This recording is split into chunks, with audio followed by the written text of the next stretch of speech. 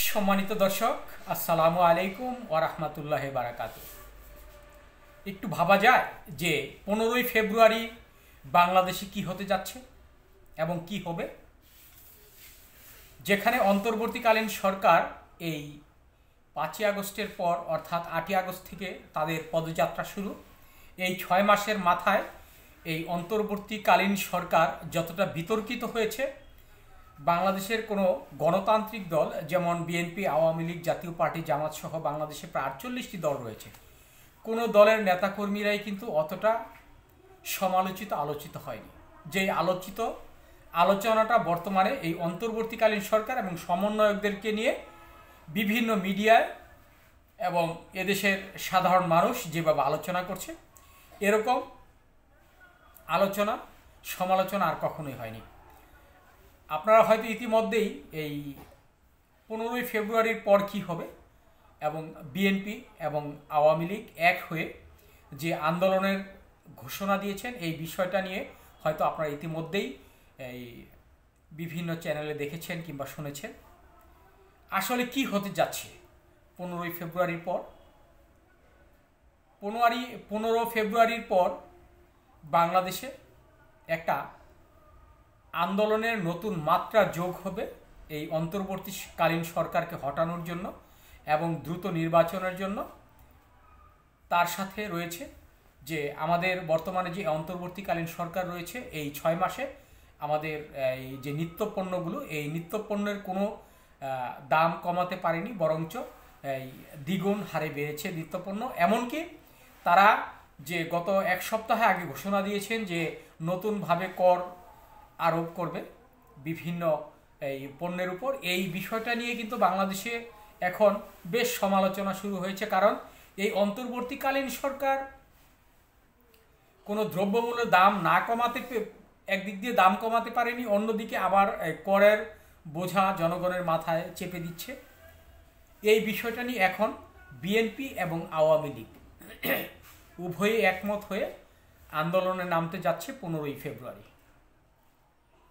যদিও গত 16 বছর আওয়ামী লীগ বিএনপিকে কোণঠাসা করে রেখেছিল বিভিন্ন আন্দোলন সংগ্রামের দিক থেকে, কিন্তু এই মুহূর্তে বিএনপি যে চিন্তাটা করেছে যে আসলে এই মুহূর্তে যে তৃতীয় একটি শক্তি বাংলাদেশে উত্থান হয়েছে, যেটা গত 5ই আগস্টের পর থেকে, এখন এই তৃতীয় শক্তিটাকে যদি দমাতে না পারে তাহলে বিএনপিও হয়তো এক সময় এই আওয়ামী লীগের মতো এই দেশ থেকে পালাতে হবে, দেশ ছেড়ে পালাতে হবে।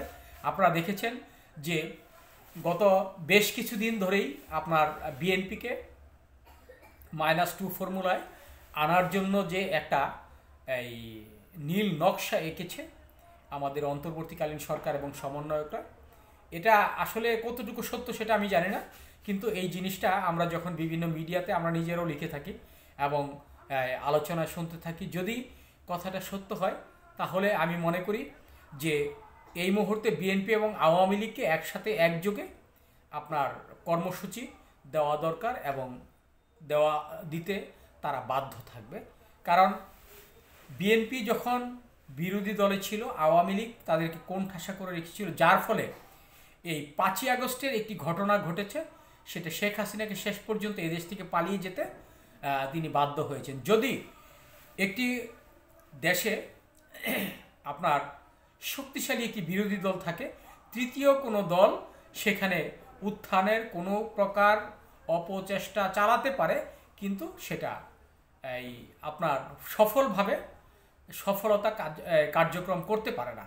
কিন্তু এই বিএনপিকে কোণঠাসা করার ফলে এই আওয়ামী লীগ এখন বর্তমানে এই যখন এই 5ই আগস্ট অর্থাৎ জুন জুলাই মাসে যে আন্দোলনটা হয়েছে, যদি এই আন্দোলনের সময় সঠিকভাবে এবং শক্তিশালীভাবে এই বিএনপি থাকতো, কখনোই এই তৃতীয় শক্তিটার উত্থান কখনোই হতে পারত না। যদিও এই শক্তিটাকে বিএনপিও যোগান দিয়েছিল এই জুন জুলাই মাসে, তারা এখন বুঝতে পারছে যে তারা কতটা ভুল করেছে এবং কি পরিমাণ ভুল করেছে আর কেন ভুল করলো এটা কি নিয়ে তাদেরকে হয়তো ভবিষ্যতে সেই পস্তাতে হবে এবং অনুশোচনা করতে হবে। যার কারণে এখন আওয়ামী লীগ এবং বিএনপি একসাথে হয়ে তারা ঘোষণা দিয়েছে যে ফেব্রুয়ারির 15 তারিখ পর থেকে তারা আন্দোলনে নামবে এই অন্তর্বর্তীকালীন সরকারের বিভিন্ন ব্যর্থতার কারণে। যেমন আপনার নিত্যপণ্যের দাম কমাতে পারেনি, তারা নিত্যপণ্য দাম কমাতে তারা ব্যর্থ হয়েছেন। দ্বিতীয়টা, নির্বাচন ইস্যুতে, অর্থাৎ তারা অন্তর্বর্তীকালীন সরকারের যে একটা দায়িত্ব ছিল যে 3 মাসের মধ্যে একটি নির্বাচন দেওয়া, সেই নির্বাচন থেকে তারা সরে গিয়ে কখনো কখনো 1 বছর বলে, 2 বছর বলে, 3 বছর বলে, কখনো কখনো বলে যে যতক্ষণ পর্যন্ত সম্পূর্ণ সংস্কার না হবে ততদিন পর্যন্ত নির্বাচন হবে না। আসলে সংস্কার বলতে যে শব্দটা আমরা বুঝি, যেটা আমরা সাধারণ ভাষায় বুঝি, এই সংস্কারটা হচ্ছে বিভিন্ন আপনার সেক্টরে আপনার এই কার্যক্রমগুলো চালাতে হবে। আর এগুলো করতে গেলে অবশ্যই প্রত্যেকটা জিনিসেই প্রত্যেকটা সংস্কারে তারা বাধাপ্রাপ্ত হবে। এই বাধাপ্রাপ্তের কারণে সেটা 2 বছর লাগে না 4 বছর না 5 বছর, এটার কোনো নিশ্চয়তা আমার মনে হয় না যে অন্তর্বর্তীকালীন সরকার, সমন্বয় এবং বাংলাদেশের মানুষ এটা দিতে পারবে। তার কারণ হচ্ছে যেই কারণে আপনার মাঝে মাঝেই সার্জিস আলম এবং হাসনাত আবদুল্লাহ সহ যারা উপদেষ্টা মণ্ডলীতে রয়েছেন তারা বলে থাকেন যে আমরা এই 5ই আগস্টে আমরা যে একটি সংস্কারের জন্য দাবি তুলে যে একটি আন্দোলন করে শেখ হাসিনাকে হটিয়েছি, শুধু একটি সাধারণ নির্বাচন দেওয়ার জন্য নয়। কথাটা একদিক দিয়ে যতটা সত্য, আবার অন্য দিক থেকে যদি আমরা চিন্তা করি যে এই সংস্কার কি পরিমাণ সংস্কার হবে, কারি নিয়ে সংস্কার হবে, এই সব কিছু নিয়ে যদি বসে এই সংস্কারের মাধ্যমে, তাহলে নির্বাচনটা 26, 27, 28 সালেও কমপ্লিট করা কখনোই সম্ভব নয়। যার কারণে বর্তমানে বিএনপি এবং জাতীয় পার্টি, বিএনপি এবং আওয়ামী লীগ উভয় পক্ষ এক হয়ে আসলে তার আন্দোলনে নামতে বাধ্য হচ্ছেন। আওয়ামী লীগ যদিও এই এত বড় এই অপরাধের জন্য কখনোই তারা সরি শব্দটুকু বলেনি, কিন্তু তারা হয়তো মনে মনে যাই ভাবুক না কেন, দেশের সাধারণ মানুষ কিন্তু তাদেরকে এই মুহূর্তে অস্বীকৃতি জানাচ্ছে নেতৃত্বের দিক থেকে এবং নির্বাচনের দিক থেকে। তার কারণ মানুষ যখন অপরাধ করে তখন যদি অপরাধের সহজে ক্ষমা চায় তাহলে তার জনপ্রিয়তা আরও বেড়ে ওঠে। কিন্তু আওয়ামী লীগ সরকার, শেখ হাসিনা সহ বাংলাদেশের যতগুলো মন্ত্রী এমপি ছিল যারা এই অপরাধের সাথে জড়িত ছিল, তারা কেউ কিন্তু এই পর্যন্ত আপনার সরিটুকু শব্দটুকু করেনি। এই বিষয়টা নিয়ে এই সাধারণ মানুষের মধ্যে একটি বিরূপ প্রতিক্রিয়া সৃষ্টি হয়েছে যে শেখ হাসিনা এত বড় অপরাধ করার তারপরেও কেন তিনি এদেশের মানুষের কাছে ক্ষমা চাইল না। এই বিষয়টা কিন্তু আসলে ভাবনার একটি বিষয়, যার কারণে এখন সাধারণ মানুষ আওয়ামী লীগকে কতটা সাপোর্ট করবে, বিএনপিকে কতটা সাপোর্ট করবে, এই বিষয়টা শুধু সামনে দেখার বাকি। আপনারা জানেন, আজকে আমি অনেকগুলো ফেসবুক স্ট্যাটাসে দেখেছি, তারা বলেছে আমরা চোর বিদায় দিয়ে ডাকাত এনেছি। এই কথাটা কিন্তু চোর বলছে আওয়ামী লীগকে আর ডাকাত বলছে বিএনপিকে। এই কথাটা একেবারে স্পষ্ট, এটা আমার কথা নয়, এটা ফেসবুকে ভরে গেছে আজ।